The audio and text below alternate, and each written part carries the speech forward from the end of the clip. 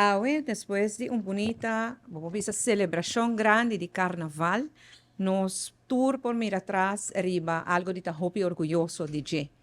Aruba realmente aduna un bonito tributo na celebración de 70 años carnaval.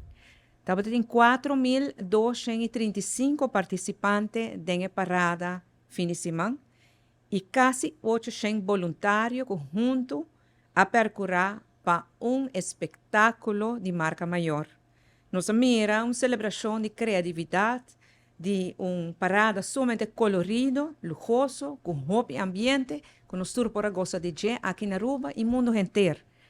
E para aqui me quero felicitar a gente de Aruba. Para bem, Aruba com bonita celebração de 70 anos de carnaval. E me quero agradecer também a todos esses que fazem isso aqui possível, com uma grande quantidade de gente.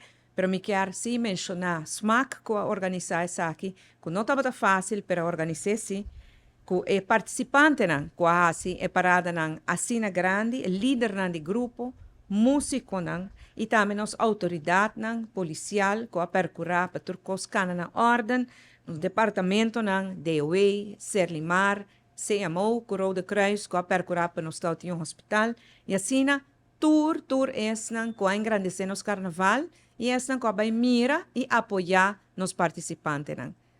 Pa bem Aruba com bonito espetáculo, e agora que que fiesta aqui está praticamente atrás de lomba, mas sigue que mesmo entusiasmo, que mesmo criatividade, que mesmo positivismo para nos porriba nos países para adiante também.